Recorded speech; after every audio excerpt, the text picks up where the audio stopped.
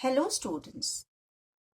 Today in this video we will be discussing about the concept of investment and consumption of fixed capital. Investment. Actually it is the concept of capital. You have already studied the four factors of production, that is land, labor, capital and entrepreneur. So capital, there comes the concept of investment. So in this video, we'll be discussing about its meaning, its concepts, and how we are going to calculate it, the investment, both gross and net. So let us begin with the meaning of the investment. The investment is increase in the stock of capital goods during a financial year. That means it is the stock of capital goods which is intended to increase the production capacity of the producer. The producer is always interested in adding more stock of capital goods to raise the production capacity. But only till the production capacity increases, he will add. Otherwise, he will not. So it is also known as capital formation. Next is the components of investment. It has got two components, fixed investment and inventory investment. So fixed investment is the increase in the stock of fixed assets like your plant, machinery, etc., which we can use it over a period of time.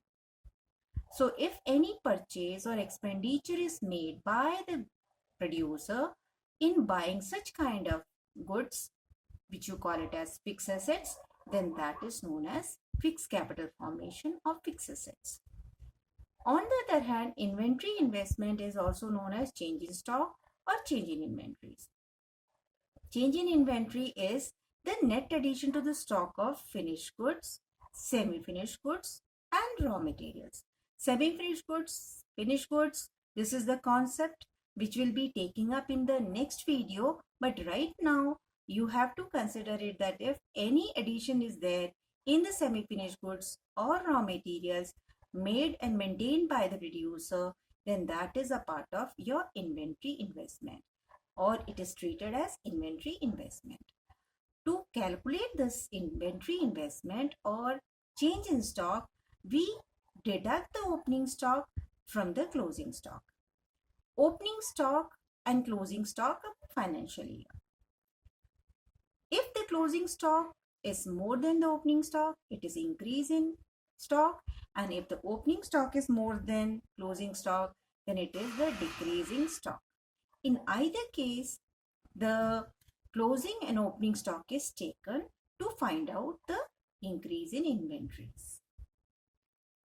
Now the next concept is gross and net investment.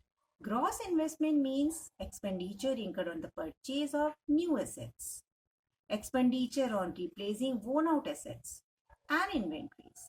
That means whatever machines, whatever plant, whatever capital assets, fixed assets are purchased or replaced, or the kind of inventories maintained by the producer during a financial year, then it is known as gross investment. And if the depreciation is deducted out of this gross investment, that means whatever decrease in the value of fixed asset is carried out or worn out during that financial year, if that is deducted, then we arrive at net investment. So net investment is equal to gross investment minus depreciation. And depreciation is the consumption of fixed capital. So if deduction is made from the gross investment, then we actually arrive at how much actual investment or how much actual stock of capital formation is being carried out during that financial year. Depreciation, that is another concept which you are going to take it in the slide, that is depreciation. Depreciation, or you can say consumption of fixed capital. Consumption of fixed capital means decrease in the value of capital goods due to normal wear and tear and expected obsolescence. When you use in the production, it is very natural that the producer's goods, or you can say the capital goods value, decreases over a period of time due to usage.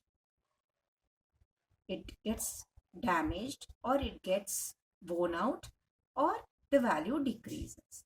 So if any decrease in the value of fixed asset is there due to the process of production, then it is known as depreciation. The reason for its occurrence is the normal wear and tear and expected obsolescence. I mean, its nature is that it is very normal. If you use the capital goods, if you will use in the production activity, and if you continuously and regularly use the capital goods, it is very natural that its value will decrease over a period of time. So this is first reason, that is the normal wear and tear, which is very, very normal due to the usage. The second one is expected obsolescence. That means the decrease in the value of fixed assets due to change in technology or due to change in fashion or demand. If there is any change in technology, nowadays you must have seen that the technology gets obsolete very quickly. That means if new technology comes in, the previous technology becomes old, and we try to adopt and adapt the new technology.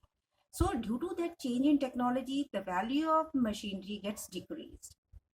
And if any technology is out of fashion, then also its value decreases. So because of that, any decrease in the value of asset is there, so that is expected obsolescence.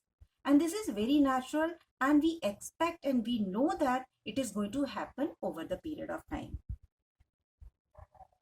But there is another concept which also goes side by side, that is capital loss.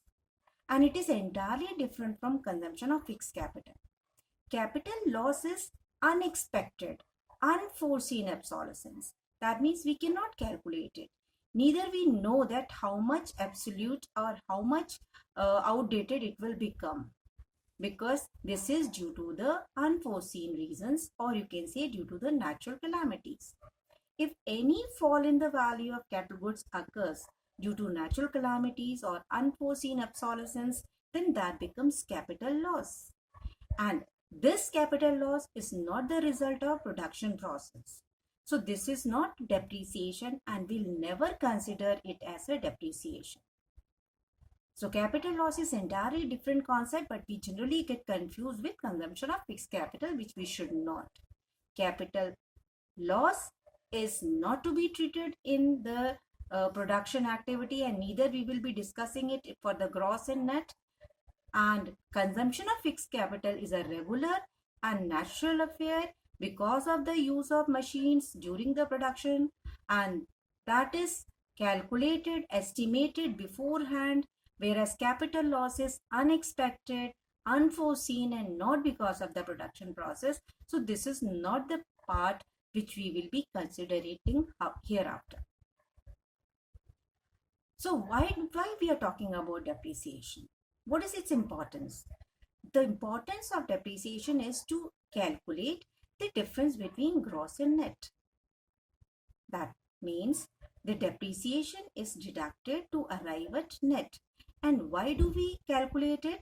Because we want to find out that how much actually the value is added in our capital assets, or you can call it as that how much extra investment is made during the financial year after deducting the value of decrease in the assets due to the regular usage in the production process in that financial year. So that is the reason we calculate it. And for calculating the depreciation, we have got certain methods, and to decrease the amount of pressure on the producer due to the depreciation, the producer always keeps, or the country keeps, a depreciation reserve fund, because we know that the losses or the decrease in the value of asset is expected one. So to replace the machinery after a period of time, after its lifespan, A reserve fund is maintained so as to replace that worn out machine after the completion of its life.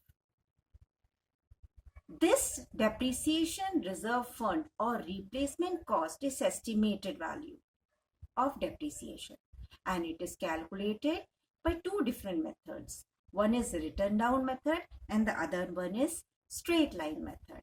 But we don't have to study these two methods, but we know that this we need to keep depreciation reserve fund need to be kept for the proper maintenance and for the replacing the worn out machine.